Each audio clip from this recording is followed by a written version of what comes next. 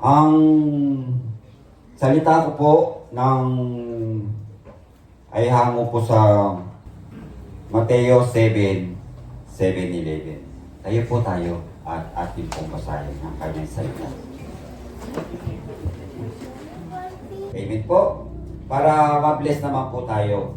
Sabi po sa Mateo 7, 7-11 po, humingi kayo at kayo bibigyan, humanap kayo at kayo makakatagpo. Umato kayo at kayo pagbubuksan, sapagkat ang bawat humingi ay tatanggap, at ang bawat humahanap ay makakatagpo, at ang bawat kumakatok ay pagbubuksan. Bibigyan ba ninyo ng bato ang inyong anak kapag siya humingi ng tinapay? Bibigyan ba ninyo siya ng ahas kapag siya humingi ng isda? Kung kayong masasama ay marunong magbigay ng mabubuting bagay sa inyong mga anak, gaano pa kaya ang iyong amang nasa langit, bibigyan niya ng mabubuting bagay ang sino mang humihingi sa kanya. Amen? Let's pray po. Father God, maraming salamat po, Panginoon, sa umagang ito. Tunay nga, Panginoon, ikaw po aming pupurihin, pasasalamatan, itatangal sa kalagitnaan ito, itataas ang iyong dakilang pangalan. Hallelujah, Lord Jesus. Salamat, Panginoon, sapagkat ikaw ang Diyos namin, sasambahin sa Espiritu katotohanan. Sa inyo po ang kapangyarihan, kalwalhatian, noon pa man, ngayon at magpakailanman. Hallelujah, Lord Jesus. Father God, patuloy po kami lumalapit sa kabagay ng trono. Humingi po kami ng kalinisan, kapatawaran, ano man nagawa namin kalikot karamihan, Panginoon, hindi na kalulugod sa inyo. Patawad po, Ama, at patuloy mong saliksikin ang aming puso, ang aming isipan, anumang bati karamihan, nakikita mo ito'y linisin mo, Panginoon, upang malaya kami makalapit, O Diyos, sa habagay ng trono. Sabi mo, Diyos, sa iyong salita sa 1 John 1:9, kung pinapayag namin makasalanan, masaya namin ito'y lilinisin mo, patawarin mo aming kasama, sapagkat ikaw ang Diyos na matapat. Salamat, O Diyos, sa kapatawaran ito. Tunay nga kami malaya ng makakalapit, Panginoon, sa habagay ng trono, sapagkat kami nilinis mo na iyong kabanal-banalang dugo. Father God, maraming salamat po. I-bless mo po ang iyong salita sa Matthew 11, 7-11, Panginoon. Nawa, tumimo, Panginoon, sa puso ng bawat sa iyong salita. O banal na Espiritu, patuloy ka po namin inanyayahan. Patuloy mo kung tago, Panginoon, sa krus mo, Panginoon, upang ikaw lang ang mapuri, maitaas at madakila. At hipuin mo, Panginoon, na yung mapagpalang kamay ang aking labi, naway kapurihan lamang ito, Panginoon, sa iyong pangalan, sa kataas-taasang pangalan mo, Panginoon. Father God, maraming salamat po, Panginoon, sa umagang ito. Tunay nga, Panginoon, ito po ang aming papupurihan, pasasalamatan, dadakila at walatin, sa pangalan ng Ama, ng Anak at ng Espiritu Santo. Amen. Hallelujah. Hallelujah po. Amen po. Kung titignan po natin yung salita ng Diyos, kung dedirekta tayo sa Matthew 7, 7-11, parang napakahirap. So, balikan po natin yung chapter 5, chapter 6, chapter 7, hanggang dumating po tayo sa 7-11 po. Sabi po sa Mateo ng chapter 5, hindi ko na po inanong dyan, Beatitude, sabi po sa 5:4, mapalad ang nahahapi sapagkat aaliwin tayo ng Diyos. Sa 5:5 po, mapalad ang mga mapagpakumbaba sapagkat tatamuin nila ang ipinangako ng Diyos.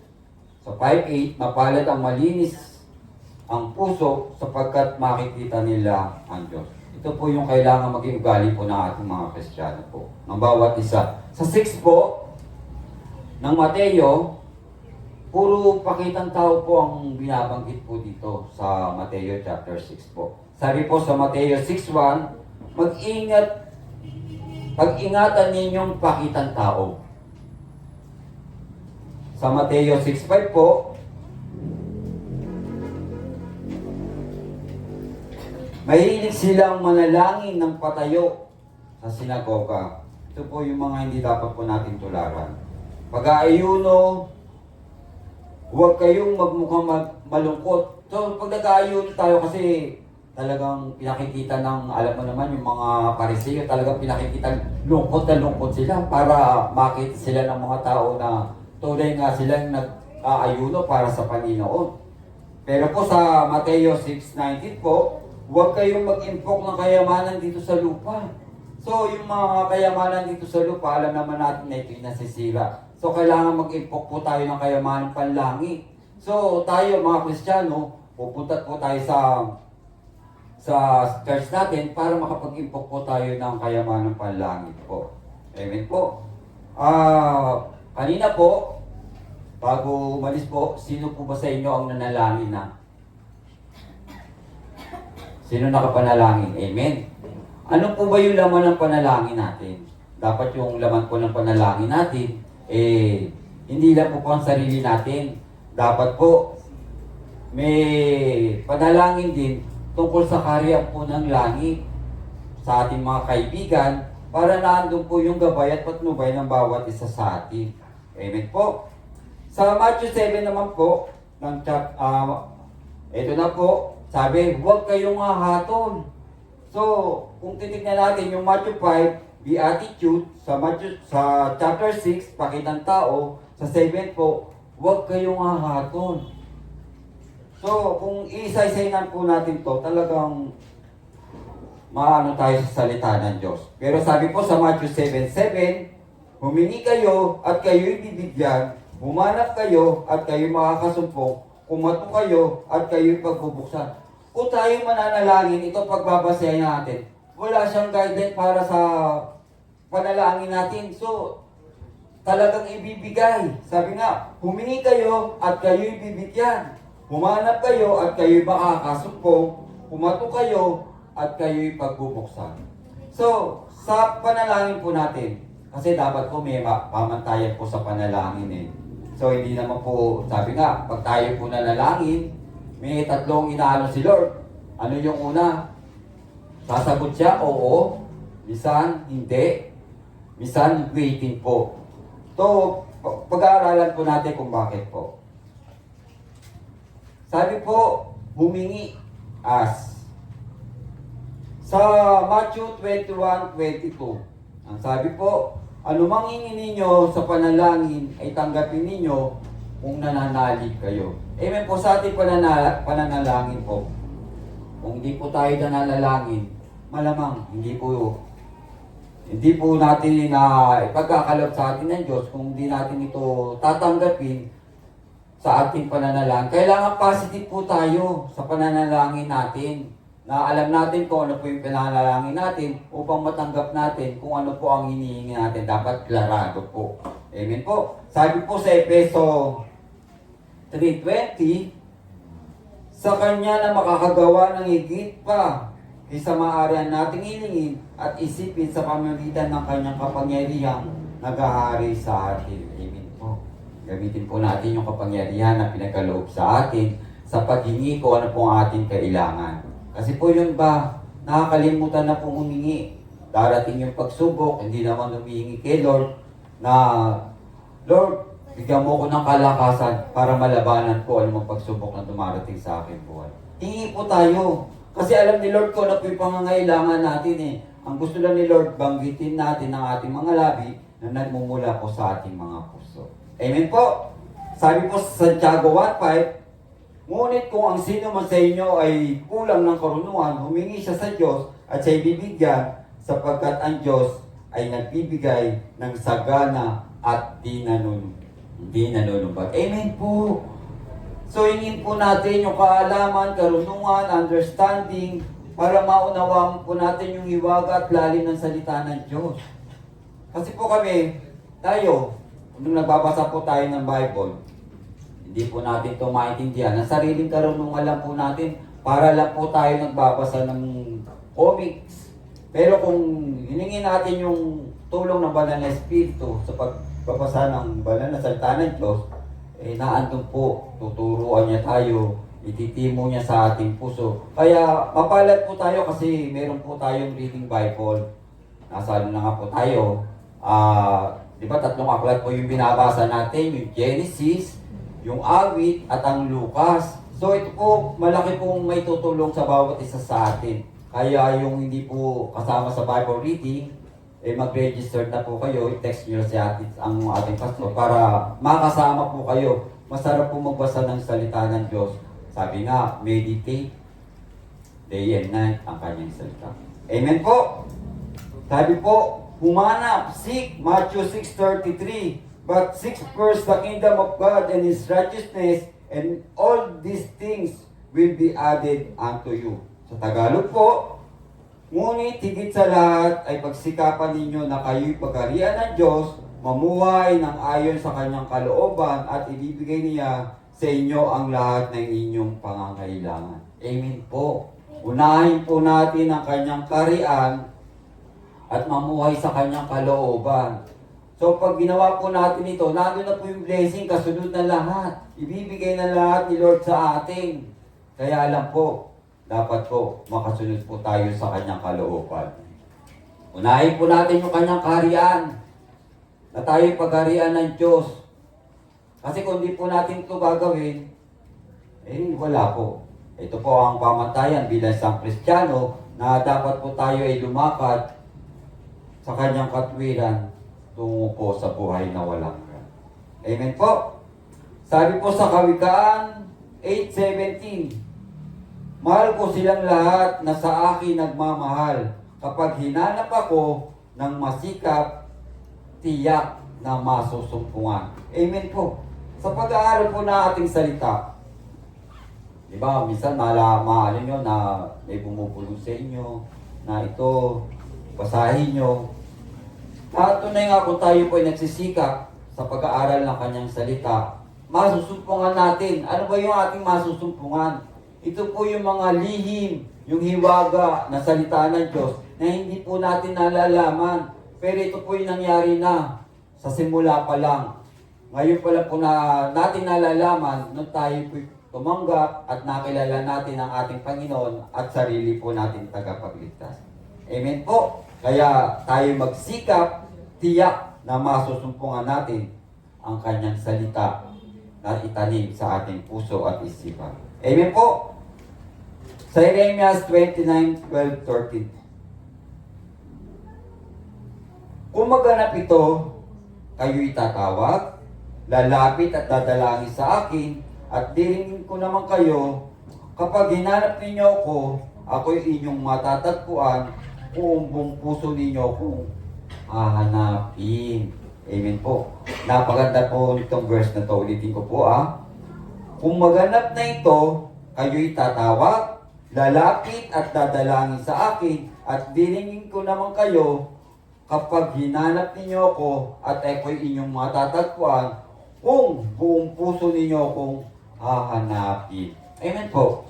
Sa pagkahanap po talaga ng salita ng Diyos, sa pag-aaral po natin ng kanyang salita, talagang marami po tayong natututunan. Ako po, yung Bible reading ko po, isinusulat ko po yung mga verse na dapat po nating tandaan. Yung mga na sabi natin sa verse na ito, sulat po natin. Kasi, dito pala to, nasa Lucas pala to. So, pag binasa po natin, nasa Genesis pala to. So, yung mga istorya ng mga Bible po, ito po yung mga nangyari ng mga sinauna na ihalin tulad po natin sa ating buhay. Yung mga pangyayari noon, bakit nangyayari noon, nangyayari din po ngayon. Amen po. Sabi po, umatok na sa payag 3:20 po. Sabi po dito, nakatayo ko at kumakatok sa pintuan, kung dinindinin naman ang aking tinig, at bubuksan ang pinto, papasok ako sa kanyang tahanan, at kakain kami magkasalo. Amen po, mga kapatid. Si Jesus Christ po, nakatayo sa ating bahay, kumakatok. Ito po yung ating puso. Kumakatok siya sa ating puso, papasukin po natin yung kanyang salita na tunay nga, sabi nga, makakasama natin siya sa pagkain at makakasalo po natin. Tunay nga sa ating buhay po. Pag kumatok po kayo ng Jesucristo sa atin, papasukin po natin yung kanyang salita. Ipamuhay sa kabila ng lahat na nangyayari sa ating buhay. Kasi yung iba po kasi, dumating lang po yung pagsubok, mga trial sa buhay, nakalimutan na si God. Kailangan ko nito. So, alam mo dumating ng pagsubok sa ating buhay, sabi nga, yung mga trial sa ating buhay, kasama to araw-araw sa ating buhay. Kaya lang po, binibigyan niya po tayo para mapaglabanan ito. Sa kabila ng lahat na nangyayari po. Ano po ba? Sabi po, mag-aaral tayo ng salita ng Diyos. Manalangin tayo. Hingin natin ang ating mga kailangan. Sapagkat ito'y pagkakaloob sa atin. Kasi nga, hindi po tayo humihingi. Binibigyan natin ng importansya yung tao, doon tayo lumalapit. Pero napapahiya po tayo. Pero kay Lord tayo lalapit, hihingi tayo ng ating pangangailangan. 100% pagkakaloob niya. Basta tayo nakasunod sa kanyang kalooban, na tunay nga. Sabi nga, mapalad tayo kasi tayo kanyang mga anak. Alam niya kung ano yung pangangailangan natin. Ibibigay niya ang mahinin natin sa ating panalangin. Amen po. Kaya itong Pahayag 3:20, bulay-bulayan po natin. Napakaganda po ng verse nito. Amen po. Sabi po sa awit 5:2, aking Diyos at Hari, karaingay ko'y pakinggan, sapagkat sa iyo lang ako nananawagan. Amen. Tunay nga na siya po ang ating tinatawagan sa lahat ng ating pangangailangan. Wala na pong iba, sa Kanya lang po tayo lalapit. Sapagkat siya lang po yung Diyos na may magagawa sa ating buhay. Kasi pag lumapit tayo sa tao, wala, mapapahiya po tayo. Pero si Lord po, dalawang kamay niya aabutin ang ating kamay para tulungan tayo ano man ang ating problema sa buhay. Ang gusto lang ni Lord, lumapit tayo sa pamamagitan ng panalangin. Kasi dito po natin nakakainig siya. Hallelujah. Sabi po sa Gawa 12:13-16.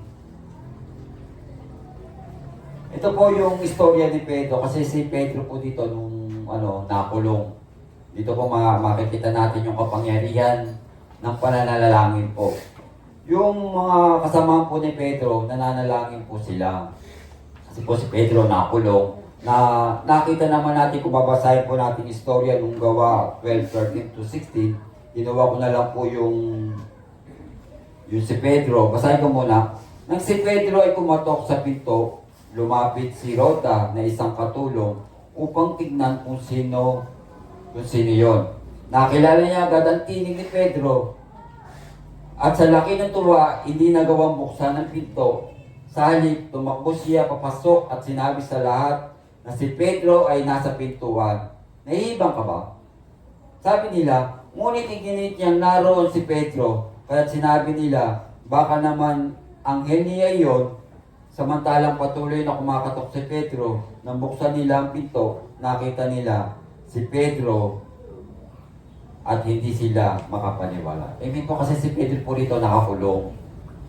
Dinampot po siya, pinadampot ni Herodes dahil po sa mga ginagawa ng ating mga apostol. So, habang nananalangin po ang ating mga kapatiran sa isang bahay, dito po kumilos yung panalangin na humingi ng tulong sa ating Diyos na tunay nga, akala nga ni Pedro nananaginip lang siya dahil nagpakita yung anghel ng Diyos sa kanya.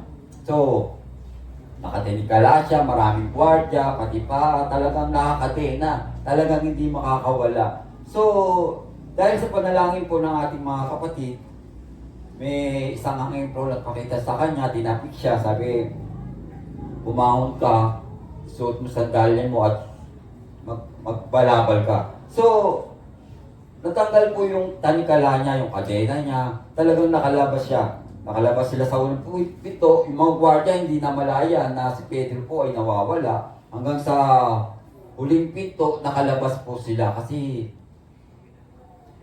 ito po yung power of prayer na nangyayari po sa ating buhay. Bagamat ang mga kapatid po nananalangin, kaya hindi sila naniniwala na si Pedro ang kumakatok sa pinto kasi alam po nila na nakakulong. So, that time po, hinanap si Pedro na hindi nila nalaman kung paano nawala si Pedro. So, makikita po natin yung kapangyarihan ng Diyos pag kumilos po sa bawat sa atin sa pamamagitan po ng panalangin may pasasalamat. So, naano na po, nakapasok si Pedro, inano ng mga kapatiran na huwag maingay kasi alam na nila na si Pedro po ay hinuli, ikinulong ni Herodes.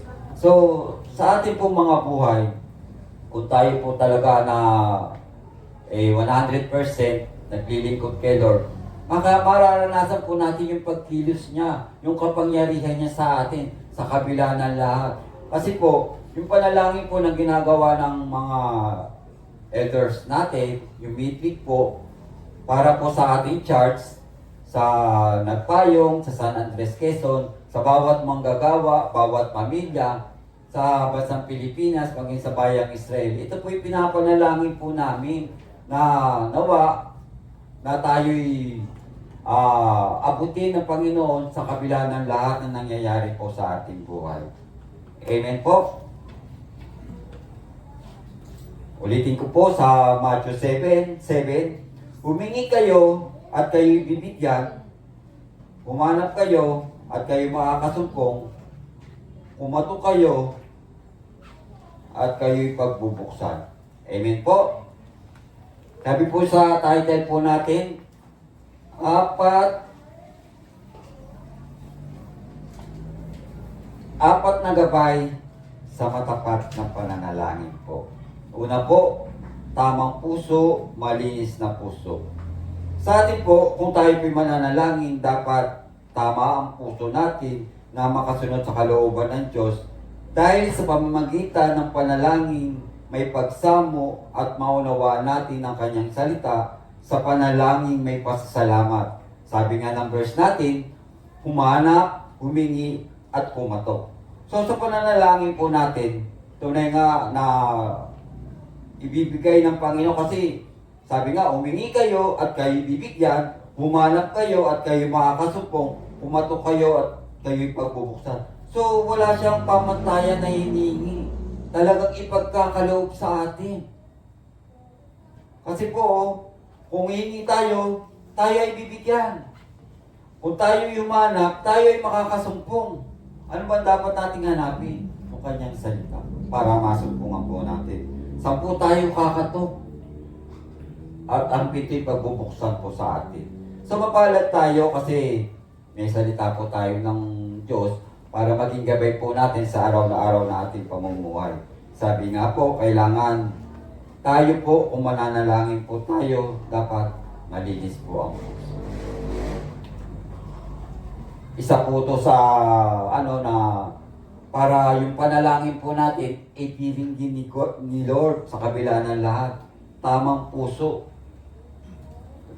Nabanggita po natin kanina, sabi sa Matthew 6:33, ngunit higit sa lahat, pagsikapan ninyo na kayo'y magharian ng Diyos at mamuhay ng ayon sa kanyang kalooban at ibibigay niya sa inyo ang lahat ng inyong pangangailangan. So, kailangan po mamuhay po tayo sa kalooban ng Diyos. At kasunod na po nito, yung blessing na nagmumula sa ating Diyos na buhay. Amen po? I'm out. Nakapagin lahat. Hallelujah.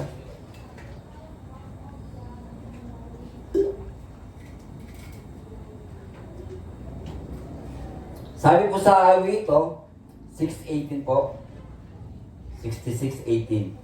Kung sa kasalanan ako'y magpapatuloy, di ako diringgin nitong Panginoon. Amen po. Tunay nga na hindi po tayo diringgin ng Panginoon dahil sa mga kasalanang ginagawa natin.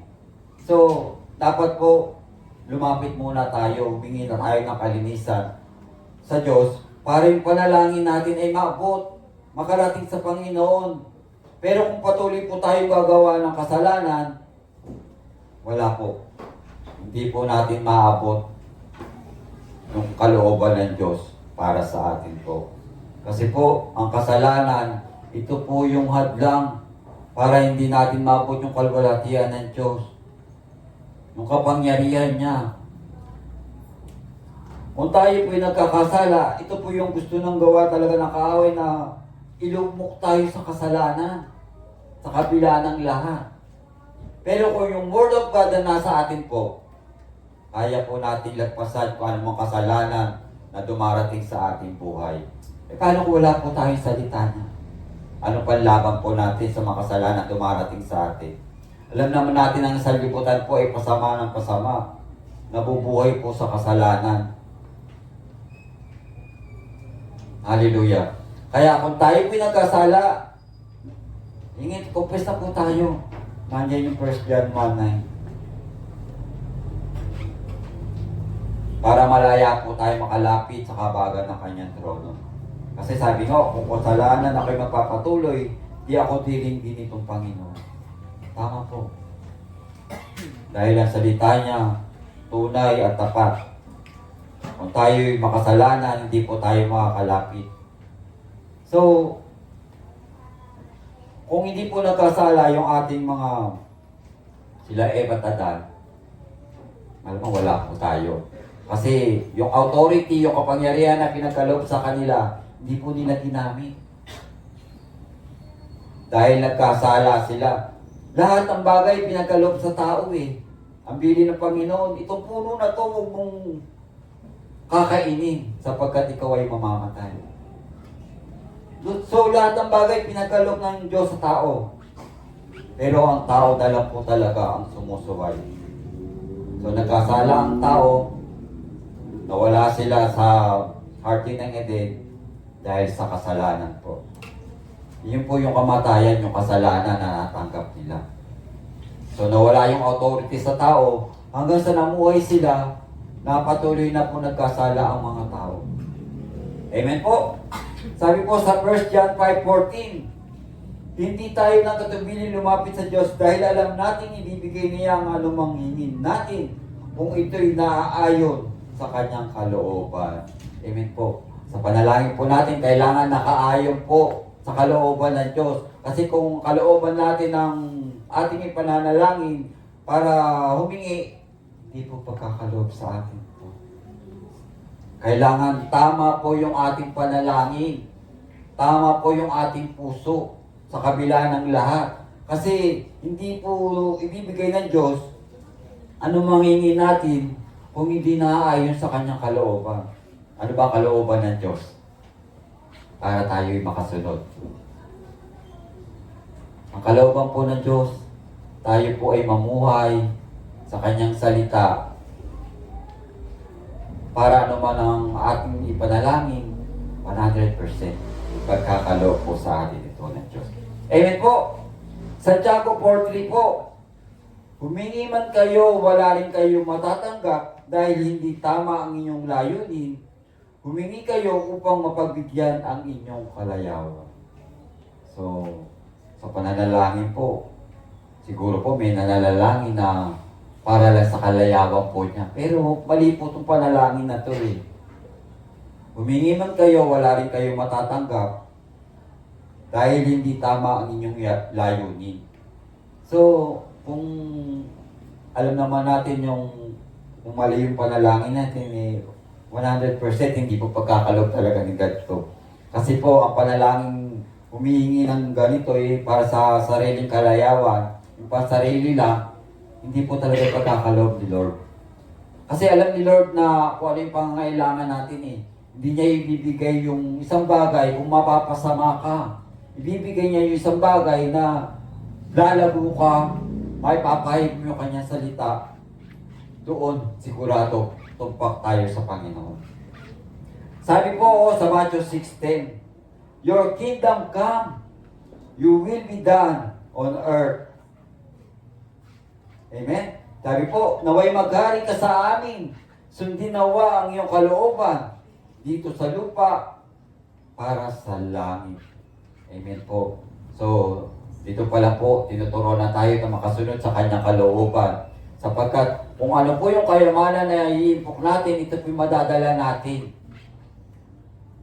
Mapalad tayo kung buhay tayo dadatan ng Panginoon na naglilingkod sa Kanya. Kasi po, di ba sabi ko sa Matthew 24:13, mapalad ang nagtitiis hanggang wakas, siya lang ang maligtas. Kasi po, marami pong darating pang mga pagsubok sa atin. ay ang mga manampalataya ay siguradong manghihina sa kabila ng lahat ng mangyayari po sa ating buhay. Yung panahon lang po ng pandemic po, nabigla ang buong mundo. Hindi po inaasahan ng bawat isa.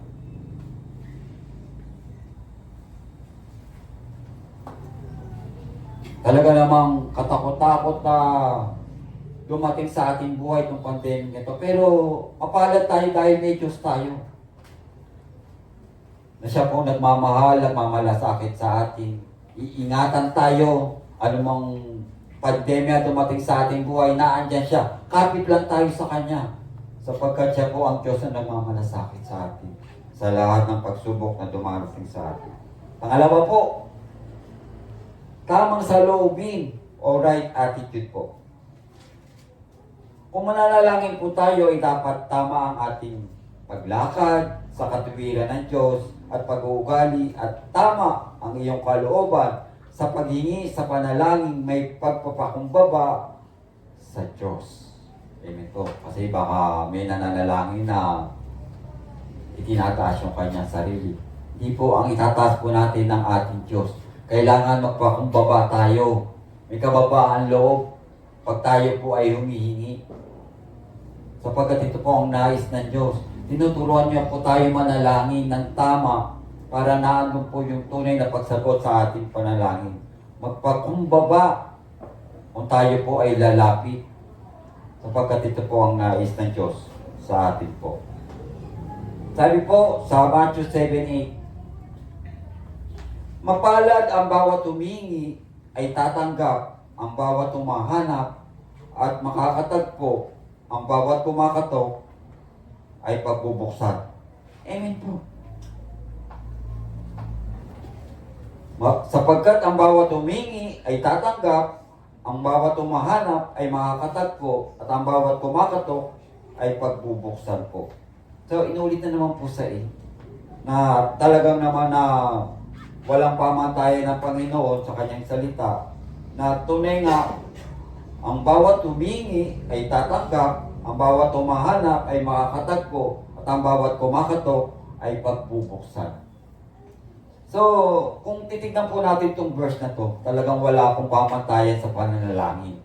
So, tayo po binibigyan ng idea ng Panginoon para matuto tayong manalangin sa kabila ng lahat. Kasi kung babasahin po natin ito, pwede nung pala akong humingi, tatanggap ako. Umanap at makakatagpo ako. Kumatok at pagbubuksan ako. Kung ito po yung pamantayan natin, parang hindi po tayo kalulugdan ng Panginoon sa kabila ng lahat. Pero ang linaw na sinabi dito, humingi, tatanggap, umanap, makakatagpo, kumatok at pagbubuksan. Tingnan po natin sa Mateo 5:7 po. Mapalad ang mahabagin sapagkat kahabagan sila ng Diyos. Kailangan po ito, napanggitan naman yung mahabagi. Dapat po mahabagin po talaga ang mananampalataya sa kabila ng lahat. Kasi po, ito po ang isang requirement ng mananampalataya ay mahabagin po. Kailangan po natin ito sa ating buhay sa paglakad po sa Kanya. Hallelujah. Sabi po sa Matthew 6:12 po, at patawarin mo kami sa aming mga kasalanan tulad ng pagpapatawad namin sa mga nagkakasala sa amin. Isa rin po to, yung una mahabagin, pangalawa, kailangan mapagpatawad po tayo. Kasi po, yung mga nakapaligid sa atin, minsan, dahil hindi nila kilala ang Diyos, nakakapagsalita sila ng mga bagay na nakakasakit sa atin, pero hindi nila alam. Kasi hindi naman nila alam yung salita ng Diyos At nakakaalam po tayo. So, kailangan tayo po ay mapagpatawad sa mga nangyayari po, sa mga nakapaligid sa atin. Kasi po hindi nila kilala ang Diyos So, mapalad tayo, may Diyos tayo, sila wala. So, para makakakilala sila, share po natin yung Word of God sa kabila ng lahat. Sabi nga, pinatawad tayo ni Kristo sa ating kasalanan, binigay niya yung kanyang buhay para sa atin, para matapos po ang sangkatauhan sa kasalanan. Share lang po natin yung ginawa ni Kristo sa krus ng Kalbaryo. Tapos kung paano po tayo binago ni Kristo para makilala po natin siya. Siya po ang tunay na Diyos. Hallelujah po. Una po, Kailangan mahabagin po tayo. Pangalawa, mapagpatawad po. Sa Lucas 18:1 po, sabi po, isinalaysay ni Jesus sa isang talinghaga upang ituro sa kanila na dapat sila'y laging manalangin at huwag manglupaypay. Amen po. Kung nakita po tayo ng lulupaypay, ito po yung gusto ng kaaway. Makita ang bawat Kristiyanong nang lulupaypay sa kabila ng lahat ng mga pagsubok na dumarating sa ating buhay. Pero hindi dapat. Kung ang kalaban ay gusto tayo manglupaypay, humingi po, nandiyan po yung Diyos natin. Humingi po tayo ng lakas para mapaglabanan natin itong panglulupaypay na to. Yung kawalang pag-asa sa ating buhay. Sino pa pag-asa natin ang Panginoon Kristo? Dahil sa Kanya po nagmula ang lahat. So, para mapaglabanan natin itong paglulupaypay na to, manalangin po tayo. Lord, sa kabila na nangyari sa aking buhay, ako'y pinanghihinaan. Humihingi po ako ng lakas. Tulungan niyo ko para mapaglabanan ko ang nangyayari po sa aking buhay. Amen po. Palakpakan po natin ating Diyos. Hallelujah. Thank you, Lord. Napakabuti mo. Tinuturuan mo kami sa tamang pananalangin. Ang una po, tamang puso, malinis sa puso. Pangalawa, tamang salubin, right attitude po. So, dapat po maging attitude natin ng mahabagin, merciful, mapagpatawad, na tunay nga, at mapaglabanan natin yung mga panlulupaypay po natin sa kabila ng lahat po na nangyayari sa ating buhay po. Amen po. Sabi po sa Matthew 6:5, at kapag nanalangin kayo, huwag kayong tumulad sa mga mapaghaimbabaw. Mahilig silang manalangin ng patayo sa mga sinagoga at sa mga panulokandaan upang makita ng tao. Sinasabi ko sa inyo, tinanggap na nila ang kanilang gabi. Kasi po ito po yung ginagawa ng mga Pariseyo po. Kung titignan po natin yung mga ginagawa ng Pariseyo, gusto nila sila po ang maitaas. Hindi po ang Panginoon Kristo, hindi po ang ating Diyos. Dapat ang tinataas po, yung may gawa ng langit at lupa sa kabila ng lahat ng nangyayari po.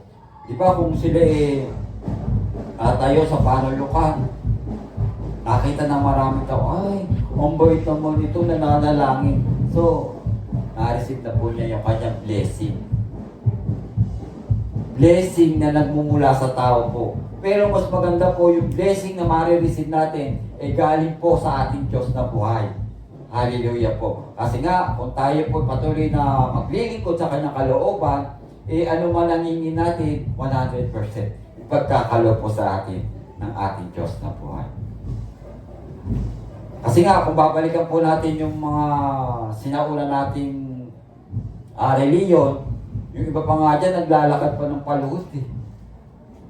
Makakuha lang nila yung gusto nila, pero mali eh. Tunay po ito, tayo po tinuturuan ng Panginoon sa tamang pananalangin. Yung iba, di ba, talagang sinusubatan pa nila dahil panata daw nila yon. So, hindi po natin pwede saklawan yung pananampalataya nila kapagkat may kanya-kanya po tayong faith. May kanya-kanya po tayong pagtawag ng Diyos na mga pinili, hinira ng Panginoon para maglingkod sa kanyang ibas. Pangatlo po, tamang pag-unawa o right understanding po. Sa ating pananalangin, dapat tama ang ating kaisipan.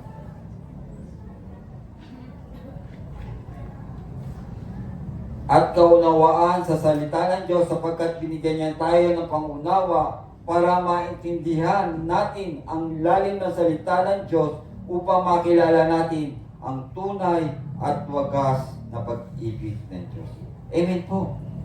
Right understanding. So sa pananalangin po natin, di ba, humingi tayo ng knowledge, wisdom, and understanding para patuloy nating maunawaan yung hiwaga at lalim ng salita ng Panginoon Diyos. Kasi kung sariling karunungan lang po natin, hindi po natin ito maintindihan. Kasi nung unang binasa ko po ito, sabi ko, Lord, parang ang lalim po ng yung salita. Tunay nga ang aklat po ng Mateo ay malalim at matalinghaga ang salita ng Diyos. So, hindi po natin yung gabay ng banal na Espiritu para patuloy po natin maunawaan at makilala natin ang tunay at wagas na pag-ibig ng Diyos sa atin po bilang isang mananampalataya. Amen po. Sa Matthew 7:9, bibigyan ba ninyo ng bato ang inyong anak kung humihingi ng tinapay? Ito po yung dalawang tanong na talaga namang maiano natin dito sa kanyang salita. Sabi po, bibigyan ba ninyo ng bato ang inyong anak kung humihingi ng tinapay? Tingnan niyo po dyan, alin po ba dyan yung bato sa kayong tinapay? Yun po yung bato yung nasa taas po.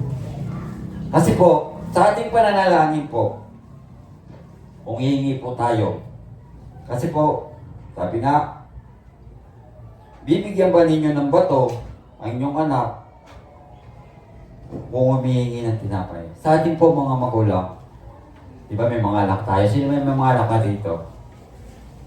Amen po. Mas uunahin po natin yung kagustuhan ng ating anak. Una natin sila pakakainin bago tayo. Makita natin busog na sila, yung matitula sa atin na po. Kasi po, ganun po natin kamahal yung ating mga anak sa kabila ng lahat ng nangyayari po. Minsan nga, kakainin na lang natin, ibibigay pa natin sa ating anak eh. Di ba po?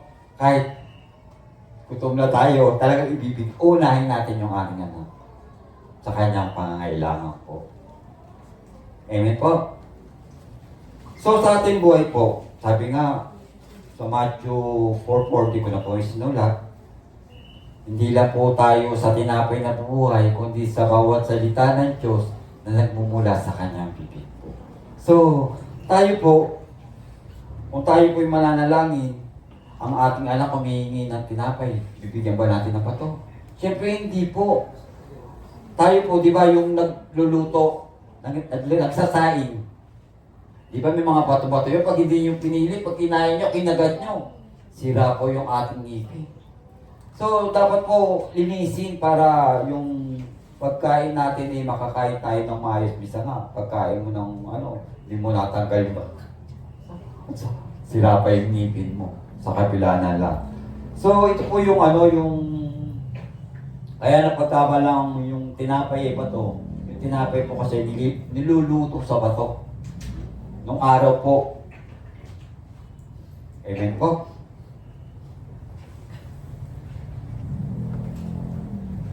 Sabi po sa awit 103 verse 3, kung paano nahabag ang ama sa anak niya, gayon siya nahabag sa may takot sa kanya. Amen po. Alam naman natin po, kung ang anak natin ay pasaway, talaga namang tayo po ay nahihirapan magdisiplina sa ating mga anak sa kabila ng lahat ng kalikutan. Matigas ang ulo. Pero tayo po, dahil nakakilala tayo sa Diyos, gabayan po natin yung ating anak sa kabila ng lahat na nangyayari po. Kasi kung pababayaan po natin sila, mapapariwara po yung kanilang buhay. Lalo na ngayon, tayo sa social media, sa cellphone, nakita nyo na may namatay dun sa amin, binurol. 7 years old, namatay siya dahil sa cellphone. So, warning po sa mga kabataan na mahilig mag-cellphone, talagang namatay sa po. 7 years old, namatay dahil sa cellphone po. Siguro wala lang pong ginawa kundi mag-cellphone dahil pinababayaan ng magulang. Dapat hindi po pababayaan ng mga bata. Pwede naman gumamit ng cellphone sa tamang oras. Pag oras na matulog. Pag oras na ng pagkain, kumain. Para naandun pa rin yung paggabay natin sa ating mga anak. Alalahanin po natin yung anak natin na ipinagkaloob sa atin ng Diyos. Palakihin natin ng tama at makasunod sa kalooban ng Diyos. Ito po yung gusto ng Panginoon sa atin. Hallelujah. Na lumaki sila na may takot sa Diyos sa kabila ng lahat ng ginagawa nila. Hallelujah. Amen po. Sabi po sa Isaiah 66:13b, kung paano payapain ng isang ina ang kanyang anak, gayon ko rin papayapain. Amen po. Sa atin po kasi, kung hindi natin sila kakausapin sa kabila ng kanilang ginagawa, talaga namang mapapariwara po ang ating mga anak sa kabila ng lahat na nangyayari po. So, ibig na makatulong tayo sa ating mga malak, napapahamak pa sa kabila ng lahat ng ating kapabayaan. Pag may nangyaring masama, mga magulang po may kasalanan. Kasi bakit po? Napabayaan natin eh. Minsan nga, dapat gumawa ng homework. Inuuna pa cellphone. Imbis na pag-aaral muna ang unahin, may iutos si nanay. Anak, bili ka muna ng gato. Sandali. Sandali lang po. Imbis na sumunod ka agad kay nanay. Hindi makasunod dahil sa cellphone na hawak-hawak. Sandali lang po. So, ito po yung mga nagiging ugali ng mga anak. So, paalala po sa ating mga youth na dapat sumunod po tayo sa magulang natin. Hindi ko umuhawak ang cellphone. Sandali lang po. Hindi po gano'n. Ang tunay na Kristiyano, pagtawag ng nanay, nakasunod ka agad. Paano kung si God ang tumawag sa inyo? Sandali lang po. O sabi ni God, pumasok na kayo. Sandali lang po. Isinarado ang pinto. Ngayon kakato kayo. Tapos sabi ni Lord sa inyo, hindi ko kayo nakikilala. So yung mga bagay na dapat natin sundin sa ating mga magulang, sumunod tayo. Kasi kung ihalin tulad po natin ito sa 10 virgins yung parable ni God, talaga namang may iwanan tayo. Sasabihin pa ni Lord, hindi ko kayo nakikilala. Di ba? Napakasakit yun. Lord, nagpagaling ako sa pangalan mo. Nagpahayag ako ng iyong salita. Pero sabi ni Lord, hindi ko kayo nakikilala. Bakit to? Mali kasi yung motibo nila. Hindi sila sumusunod sa kalooban ng Diyos. Sabi, sumunod tayo sa kalooban ng Diyos. Pagharian tayo, maghari tayo sa Kanya. Pagharian natin ang Kanyang kaharian. Sumunod sa Kanyang kalooban. At yung pagpapala, kasunod na. Kasi lahat po ng ginagawa natin pagpapagal, hindi po nawawala ng kabuluhan. Tandaan nyo yan.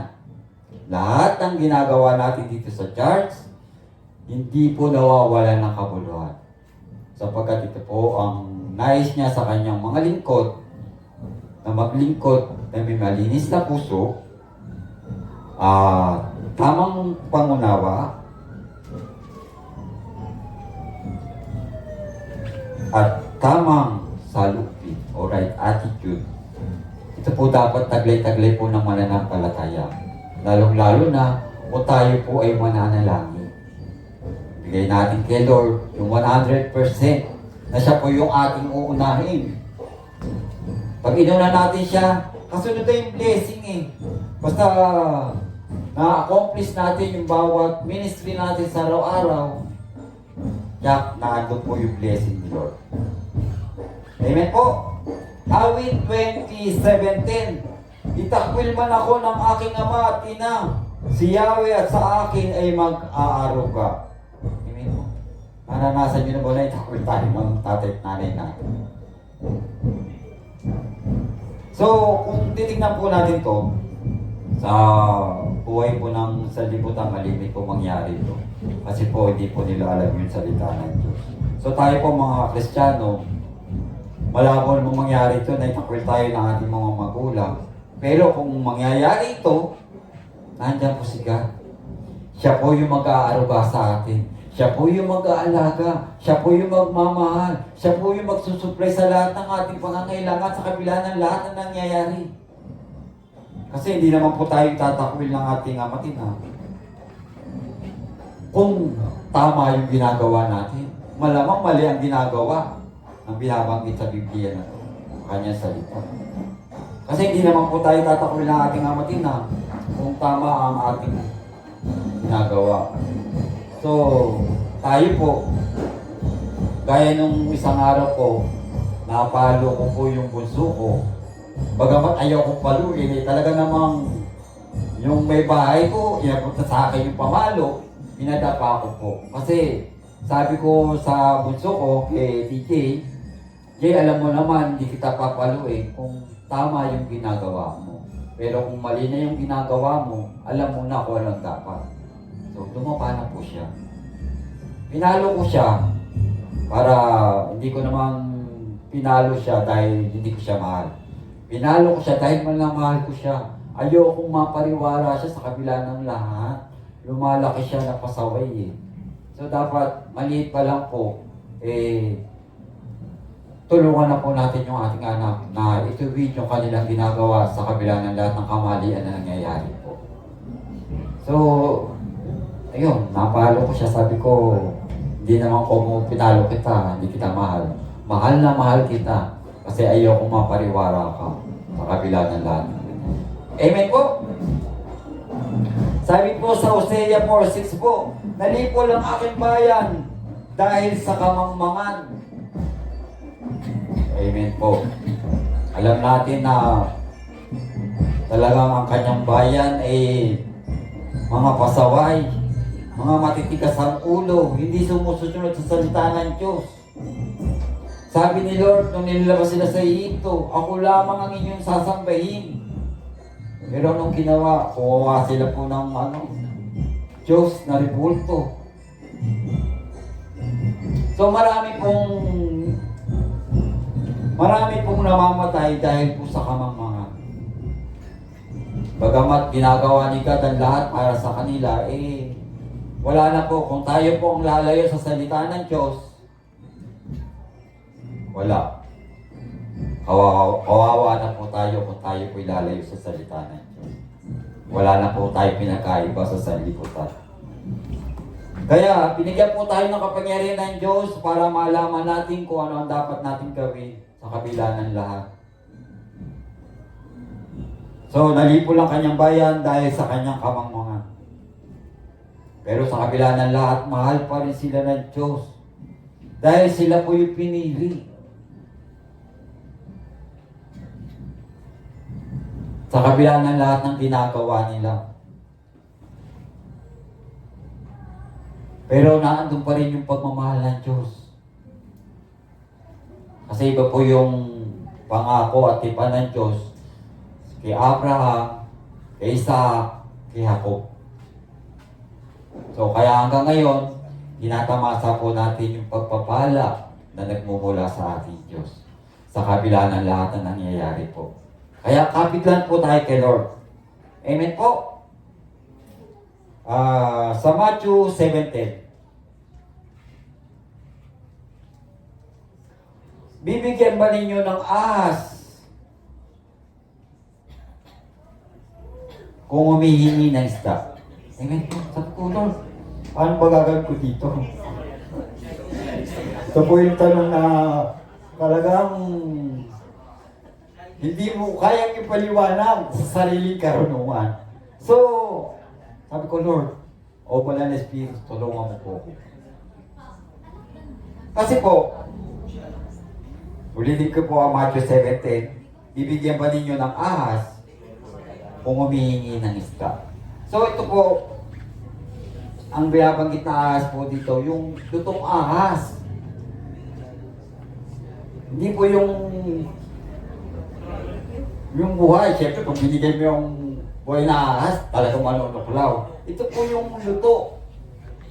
Kasi po, nakita nyo, yan o, abang tingin nyo dyan, hindi po isaw yan ha. Hindi po lang yung bitukang manok. Yan po ay ahas. Talagang, kung titignan po natin,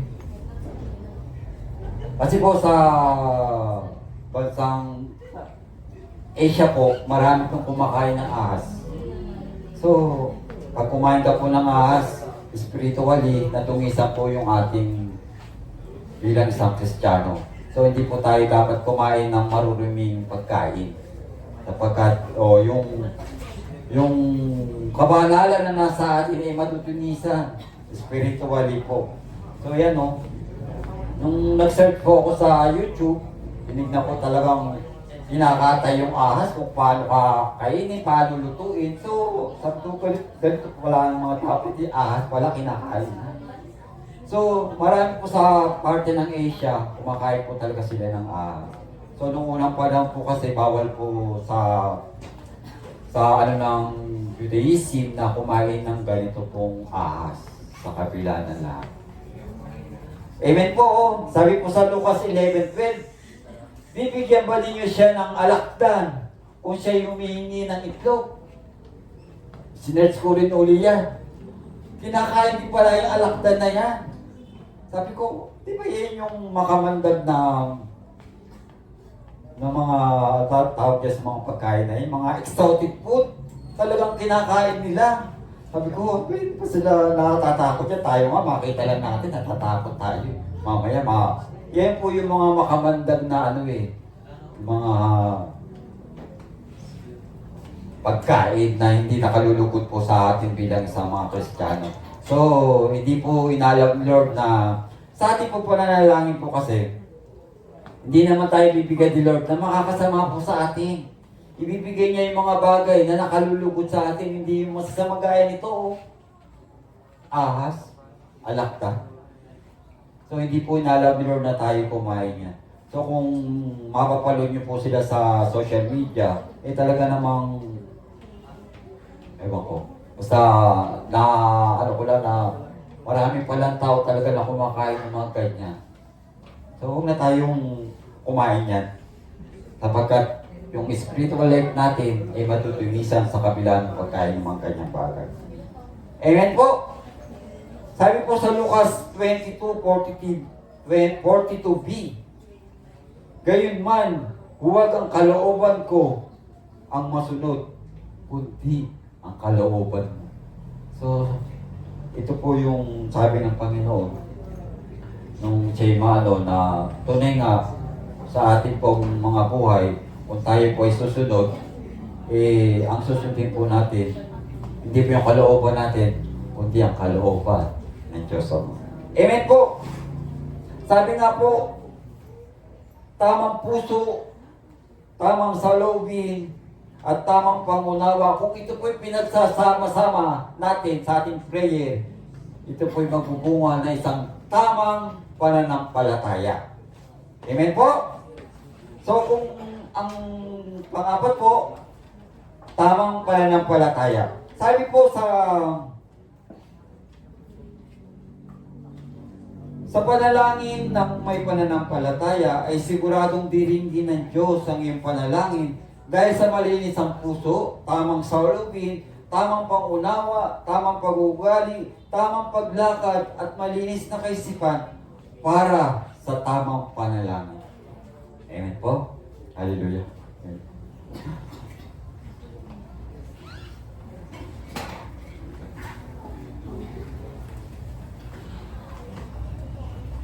So kung tama po yung ating puso, saloobin, pangunawa, may tama po tayong pananampalataya. So, 100% hiringin po ni Lord yung ating prayer. Sabi po sa Matthew 7:11, kung kayo na masasama ay marunong magbigay ng mabuting bagay sa inyong mga anak, gaano pa kaya ang inyong amang nasa langit, ibibigay niya ang mabubuting bagay sa humihingi sa Kanya. Amen po. Ano ba ibibigay sa atin kung tayo pa hihingi? Yung kapangyarihan niya, pagkakaloob sa atin. Ito po yung banal na Espiritu, pagkakaloob sa atin sa kabila ng lahat. Pero binabanggit po rito, kung kayo masasama ay marunong magbigay, ito po yung mga kasalimutan, ng mabuting bagay sa inyong mga anak, gaano pa kaya ang inyong amang nasa langit, ibibigay niya ang mabuting bagay sa mga humihingi sa Kanya. Amen po! Sabi po sa Matthew 6:30, kung ang damo ay sa kabukilan, na ang buhay ngayon ay kinabukas ay gagatong sa kalan, dinarangtan ng Diyos, kayo pa kaya ay liit ng pananalig ninyo sa Kanya. Amen po. Sa atin po, mas malaga po tayo sa mga damo, sa maya, Dahil tayo po nilalang ng Diyos bilang kawangis niya. So mapalad po tayo dahil po sa kanyang salita. Amen po. Sa Santiago 1:6 po. Subalit ang humingi dapat manalig at huwag mag-aalilangan sapagkat ang nag-aalilangan ay parang alon sa dagat na itinataboy ng hangin kahit saan. Amen po. Kung tayo po'y mananalangin, kailangan detalyado po ang ating hinihingi sa panalangin. Hindi po pabago-bago. Dahil pag pabago-bago ang ating panalangin, hindi po ito pagkakaloob. 100%. Wala po tayo ma-receive na blessing sapagkat pabago-bago po yung ating panalangin.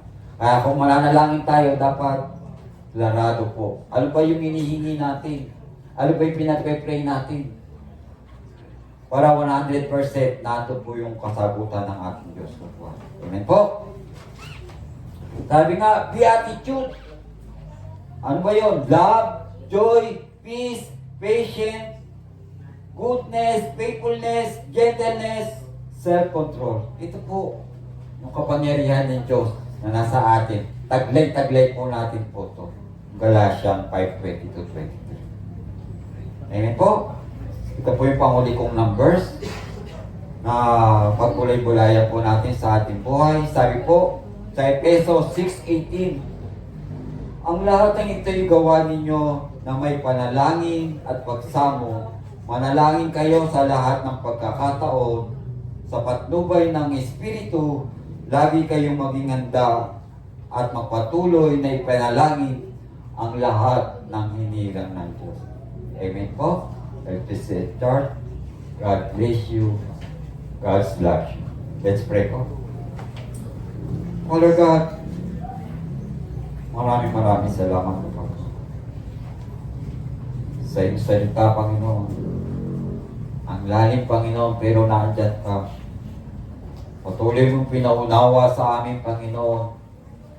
Upang matuto kaming lumapit, Panginoon, na may malinis na puso, pangunawa, salubin at tamang pananampalataya, Panginoon. Salamat at tinuruan mo kami, Panginoon, sa kabila ng lahat, Panginoon, na nangyayari po sa sanlibutan po. Salamat, Panginoon, na kami magpakumbaba, magpatawad, at hindi man lupay-pay, Panginoon, sapagkat naandyan ka para kami tulungan sa kabila ng lahat na nangyayari sa aming buhay. Salamat, Panginoon, sa iyong salita. I-bless mo po ang Matthew 7:11, Panginoon. Na tunay nga ito itanim mo sa aming mga puso, sa aming isipan, upang maging gabay namin, Panginoon, sa araw-araw na aming pamumuhay, sa aming paglakad, sa iyong salita, masunod ang iyong kalooban, Panginoon, sa aming mga buhay. Salamat, Panginoon, na tunay nga, Panginoon, ikaw po ang papupurihan, pasasalamatan, dadakilit walati o Diyos, at itataas sa iyong kataas sa pangalan, Panginoon, sa SPC Church na to. Salamat, Panginoon, tunay nga sa inyo namin ibinibigay, Panginoon, ang pinakamataas na papurit pasasalamat, pagdakila, pag-ulalhati, sa pangalan ng Ama, ng Anak, at ng Espiritu Santo, ang lahat ng anak ng Diyos ay magsabi na Amen and Amen. Hallelujah.